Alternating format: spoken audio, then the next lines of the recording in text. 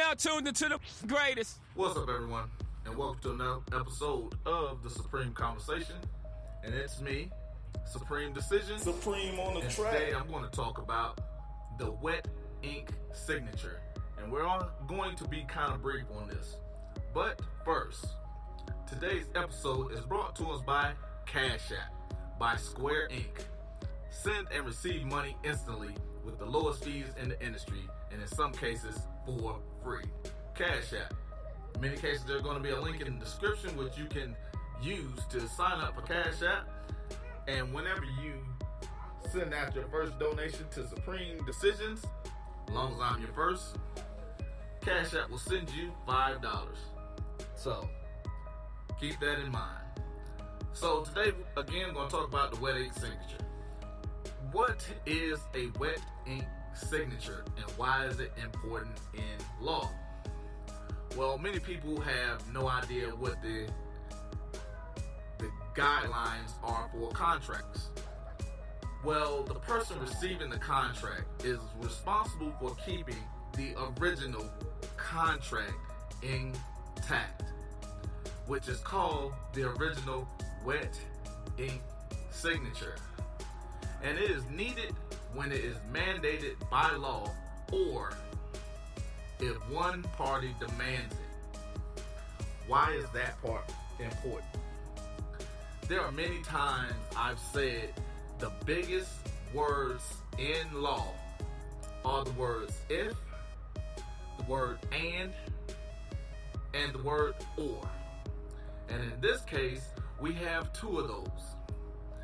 Because the wet ink signature is needed when mandated by law or if one party demands it.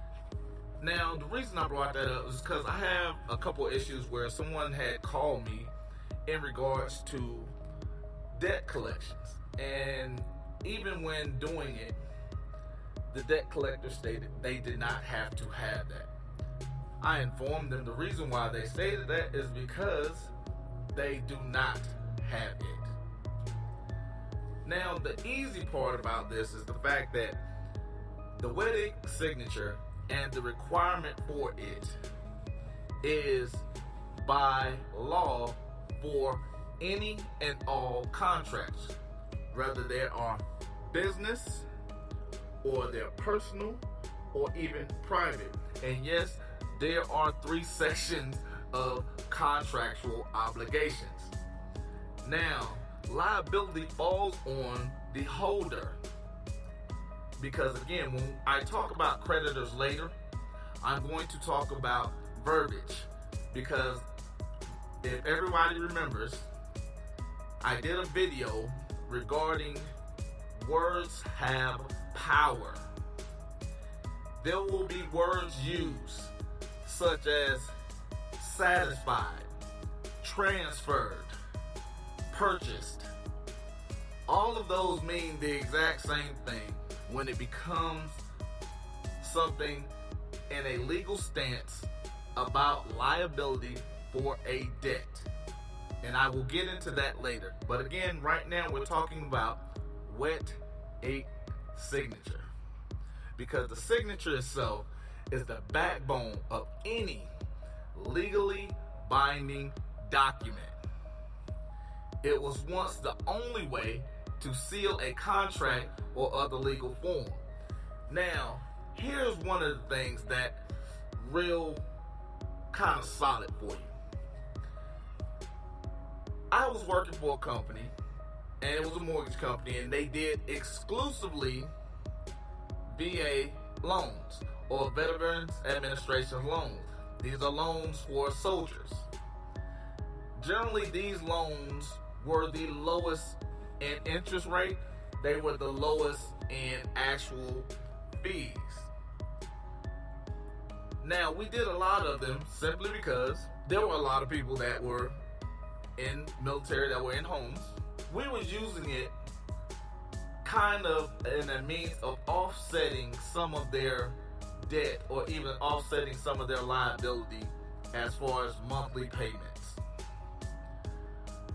And the reason I bring that up is because every time someone signed a contract that dealt with a VA loan or a VA loan from us, they had to sign in blue ink. And I asked the question when I got there, not to my supervisor, but to the actual owner of the company, because he was actually a billionaire and he was very, very friendly. He was welcoming to his employees, but he was very stern at what he did, because there were no options or opportunities to not follow instructions, which was have the contract signed in blue ink. So when I asked him for that, his response amazed me, because he spoke about the VA has to keep a copy and they have to keep the original. And to make sure it's original, it can't be done in black ink. Because if it's black ink, it can be photocopied. If it's blue ink, you have to have the original. And I thought that was amazing. But why did a mortgage company have to have that? Because the contract itself fell up under the Uniform Commercial Code. Why? Because the wet ink signature is the backbone of any legally binding document, and it is needed when mandated by law or if one party demands it. So keep that in mind. You have someone calling you regarding a debt that they're stating you are obligated to. The first thing you ask for is your wet ink signature from the contract that you have that binds you to that obligation with that company. And keep in mind, you heard me say a citation is a contract. Those things still apply even to traffic citations. Because anytime your liberty is at stake, remember, they have to have probable cause.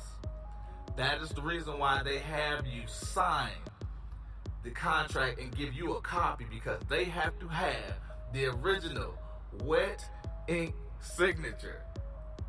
I'll get deeper into that as we go along, but I thought that was something that needed to be brought to everybody's attention, because most people don't understand the why of things. And this is one of those where I believe that the why will open your eyes up to the things I'm going to give you later on this very instance. So remember, hit that Cash App link, download the app, send $5 or more to Supreme Decisions, and Cash App will send you back $5. So until next time. The shaking colossus.